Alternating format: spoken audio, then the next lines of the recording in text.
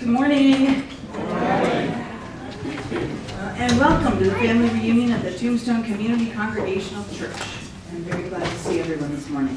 All right, let us go to the Lord in worship. Good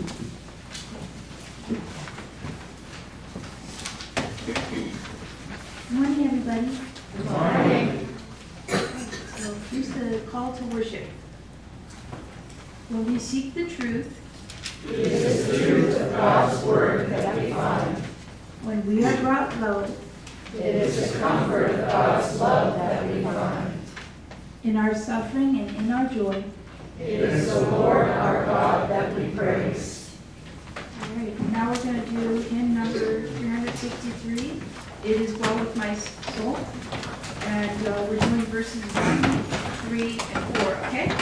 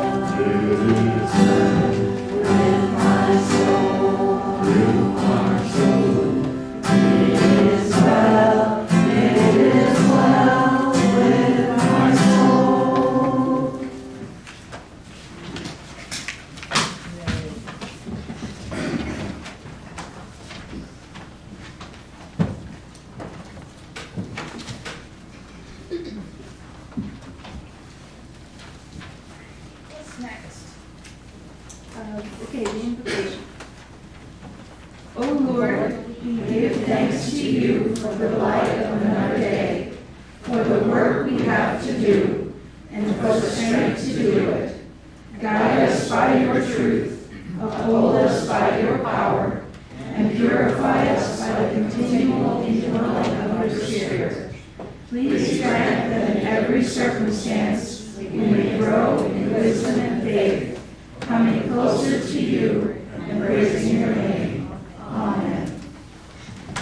Glory be to the Father, and to the Son, and to the Holy Ghost, as it was in the beginning, is now, and ever shall be, world without end. Amen. Amen. Sounded really good. All right, now we're going to do the Apostles' Creed. I believe in God, the Father Almighty, maker of heaven and earth, and in Jesus Christ, his only Son, our Lord, who was conceived by the Holy Spirit, born of the Virgin Mary, suffered under Pontius Pilate, was crucified, dead, and buried. He descended into hell.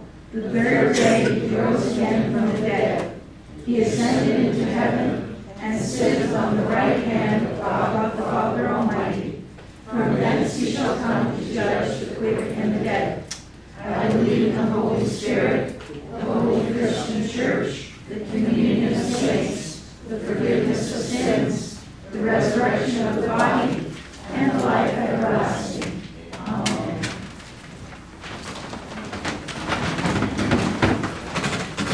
And now scripture.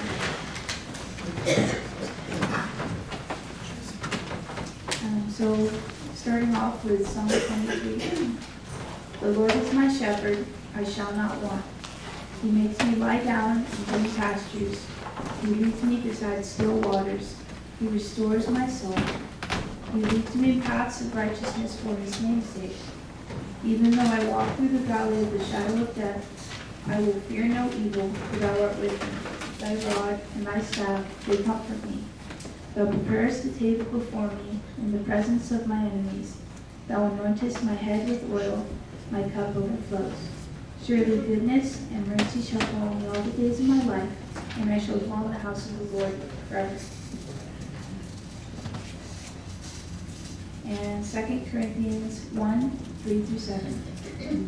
Blessed be the God and Father of our Lord Jesus Christ, the Father of mercies and God of all comfort, who comforts us in all our affliction, so that we may be able to comfort those who are in any affliction, with the comfort with which we ourselves are comforted by God.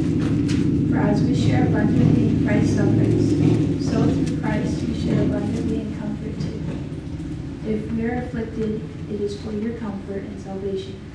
And if we are comforted, it is for your comfort, which you experience when you patiently endure the same sufferings that we suffer. Our hope for you is unshaken, for we know that as you share in our sufferings, you will also share in our comfort.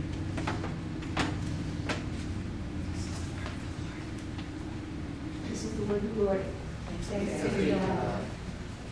And all God's people said, Lord, hear our prayers. Our Father, who art in heaven, hallowed be thy name.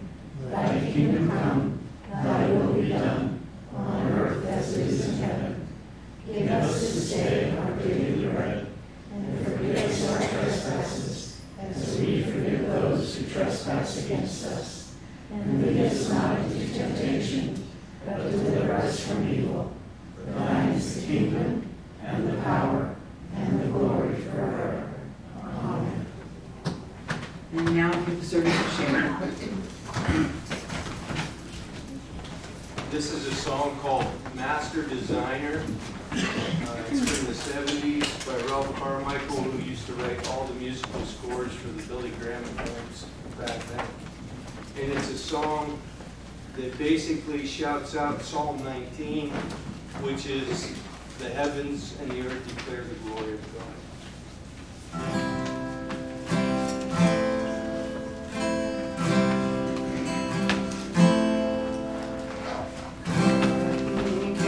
Clouds so fluffy and white, who put you there in a sky of deep blue? Or do you just happen to float along, pretty and white in a sky so blue, so blue, sky so blue?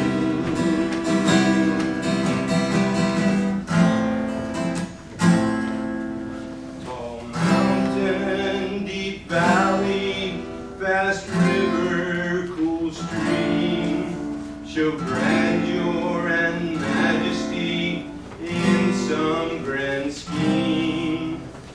All of these wonders that we behold are only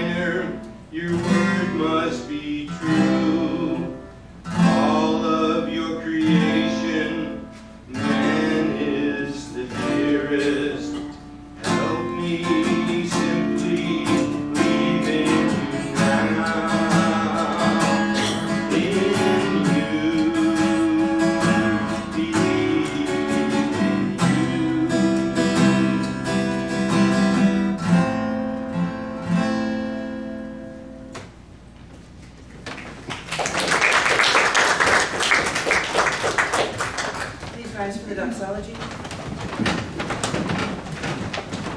Praise God. Blessings flow. Praise Him, all creatures here below. Praise Him above the heavenly host. Praise Father, Son, and Holy Ghost. Amen. Lord, we are grateful to work for your kingdom, bringing our time, our tithes, and our talents to you to build with and to do with as you will. Help us to be good stewards of your bounty. In Christ's name we pray. Amen.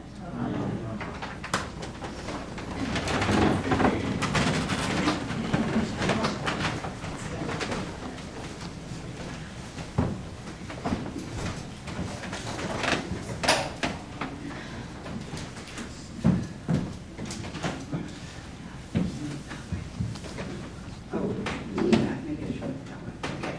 Can everyone hear me? Yep. Now that I've moved it? Okay. Before I get to the meat of this, today is a homily, not a full sermon, because I am going to be talking about grief, and we've had a gracious planning in the last few weeks and months. And I think that the healing spirit of fellowship is important now, and I want to leave more time for fellowship today, for us to relax and sit with each other. It has been said that grief is like a wild animal that we try to tame and keep as a pet. Here's the way I would describe it. The animal comes to live inside of us. It's an intruder. We don't want it there. But we can't get rid of it. It won't leave, no matter how many doors we leave open. So we try to adjust to its presence. But we can't. It's a heavy beast, and it weighs us down. We try to starve it by ignoring it, hoping it will go away. It gets angry, and it nips and it bites at our spirits when we least expect it. Ultimately, over time, we try to love ourselves through the grief, to try to calm that animal, and it does. We may begin to move forward in hope that the grief animal is still there.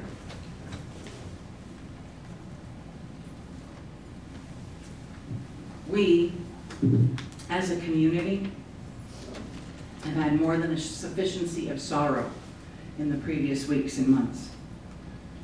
We've lost loved ones. People have lost their homes. Families are in financial, emotional, and spiritual despair. It feels as though, as the song that we sang, the opening song we sang, that our sorrows like sea billows roll. And it's one wave after another, crashing over us. We can't catch a break, and we can't catch our breath. Grief is intensely personal. Elizabeth Kubler-Ross created her 5 stages of grief model in 1969. I hope I remember the stages now. It was denial, anger, bargaining, depression, and acceptance are the 5 stages of grief. It has been widely followed all over the world, but in the last decade or so, from some of the papers I read, mental health professionals have realized that the model is deeply and seriously flawed, because no 2 people experience grief in the same way. The stages don't always go in order. Sometimes something gets skipped, or stages happen at the same time, they overlap. Grief cannot be contained in a cohesive system. It may be a process, but it's not a system. As Yeats once wrote, the center does not hold. Tragedy, an immense burden that we might be carrying, or spiritual exhaustion cause pieces of ourselves to fly away. to spiral outward and become lost. The center does not hold. Now I wish I could tell you, I really wish I could tell you how to get through a difficult time in 3 easy steps. Just do 1, 2, 3, and then Jim Dandy, you're all healed up. That would be nice. But I can't. I can tell you my experience. I can find someone that has gone through what you're going through and have them explain their process to you. But the problem is that when you're in the middle of that pain and grief, their experience, as true as it may be, will not ring true to you. We know in our heads that there is nothing about the human condition that we have not all lived through in one way or another. But our hearts that ache and burn tell us that we are alone, that there is no one that can help, that no one in the world feels the way we do.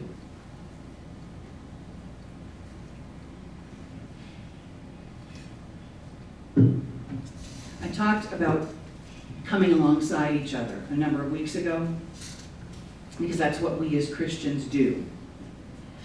But what about the other side of that equation? What about those who are being come alongside by? For some, it can be uncomfortable.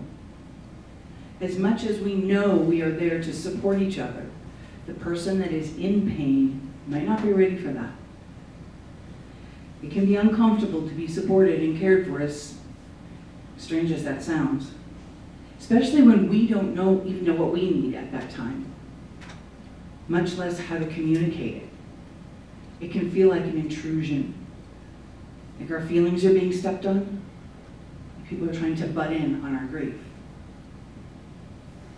When we are in the middle of a perfect storm of pain and fear, and we're not ready to share it, our instincts tell us to hide, to retreat. That's when that wild animal of grief is raging inside white hot, and we simply cannot manage to connect with another human being. Now, other Christians, Scripture, your devotional, they will all tell you to take your grief to the Lord. If you cannot stand to be with other people, take it to Jesus. Then comes the new anguish. We pray to the Lord, to God on high. How do we know He understands? Isolation in our pain can make us doubt even that which we know is true. That isolation makes it hard to reach out. Even though Scripture tells us that we are there for each other. The passage that Ariel read from 2 Corinthians, Paul reminds us that God is the Father of all mercies and comforts us so that we may in turn comfort others. Romans 12:15 tells us that one of our fundamental duties as Christians is to weep with those who weep. We are to listen, to be a reassuring presence, to have compassion for those who suffer. Now, every pastor in the world is going to tell you that if you can't stand a human presence, go to the Lord, because Jesus cares for you. He understands your grief. Even I will tell you that. But it's just lip service unless I can prove it. Unless I can show you in Scripture, for sure, that Christ has felt what you feel and stood where you now stand, it's just lip service. Although you feel alone in your grief, you are actually alone with Jesus, so you're not really alone. He understands your pain. So we come to Scripture.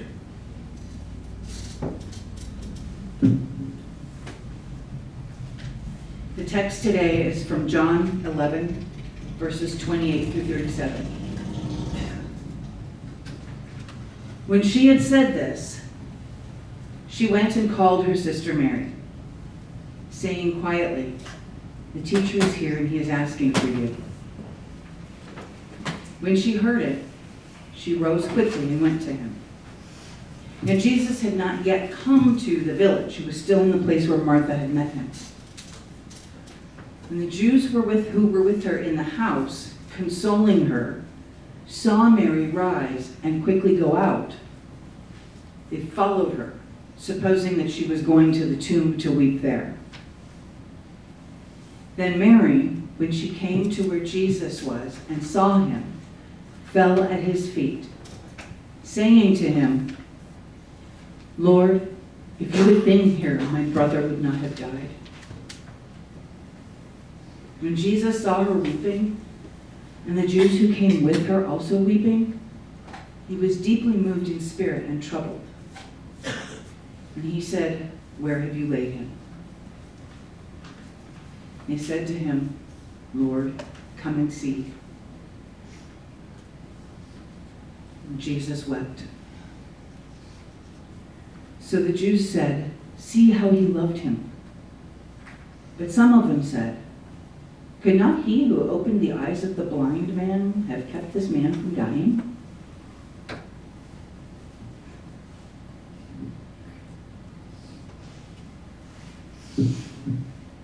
In this passage, we are reading about the death of Lazarus.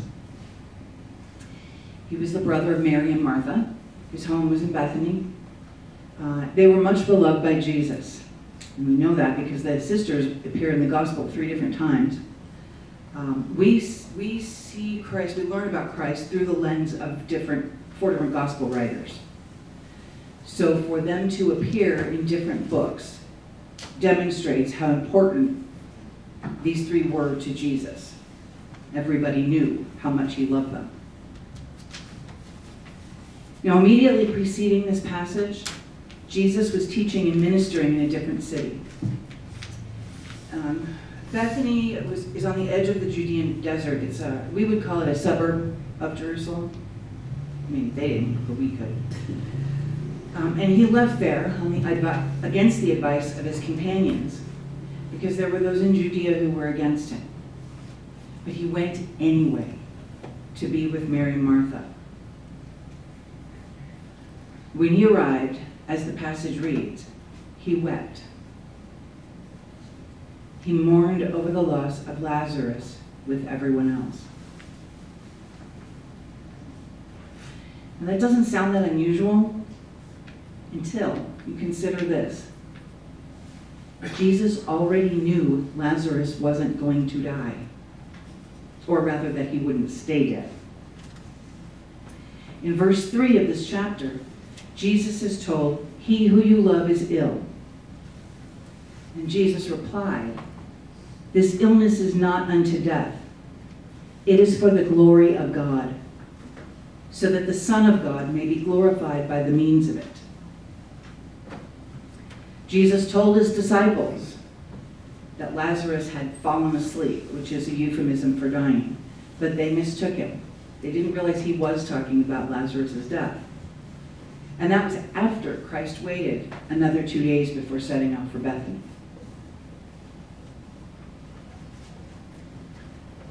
Now, this is our Lord and Savior, a person of the Trinity. He didn't have to interrupt his ministry. He didn't have to go to Bethany. He could have resolved the whole thing without doing any of that. He knew the outcome, but he chose to grieve with his loved ones. He could have simply raised Lazarus at that point and then gone on. Those standing nearby even complained, could not he who opened the eyes of the blind man have kept this man from dying? And even Mary said, "Lord, if you had been here, my brother would not have died." But Jesus took the time. He chose to take the time to weep with Mary and Martha first. He chose to feel that grief as we do.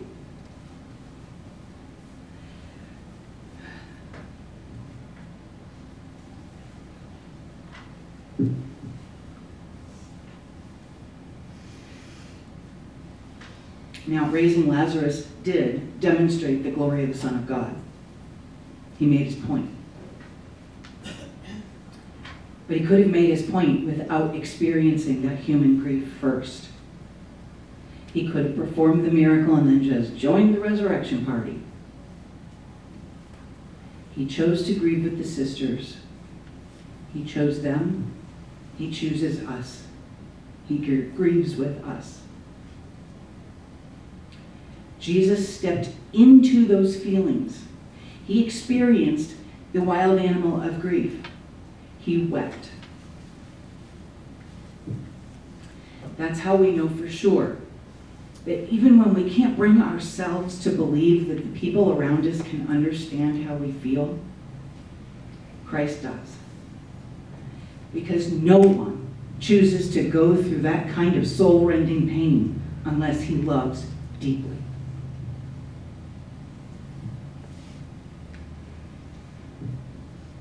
Christ's empathy gets me a little overwhelmed sometimes.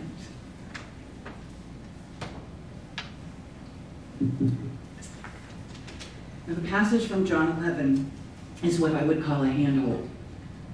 Or maybe, given where we live, a chicken bar. You know, like the ones in your truck that you hang on to. When you're out on a dirt road and the monsoon whips up, you can't see in front of you, and the lashing rain is washing the road away. The way ahead is rough and littered with potholes. But you must move forward. So you grab the chicken bar and you pray. John 11:35 is our metaphorical chicken bar here. We grab onto the knowledge from Scripture that Jesus understands, and we pray.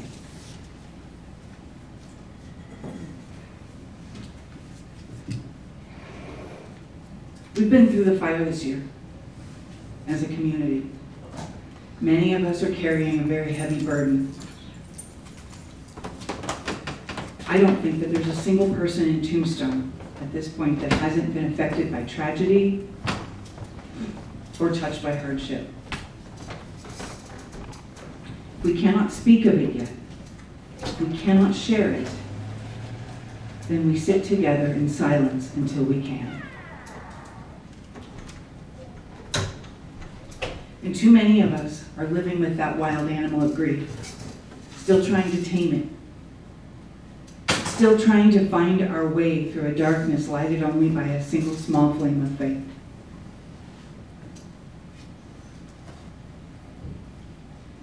If we are in so much despair that the only thing left to us is the rock of faith, then we chain ourselves to that rock and we do not let go. And we remember that Jesus wept too. Let's pray.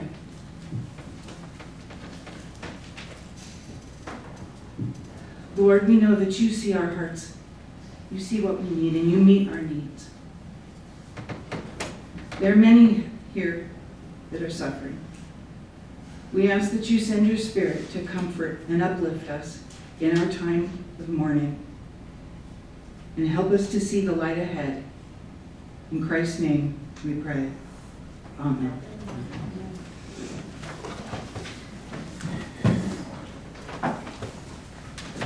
So now we are singing Because He Lives. Number 192.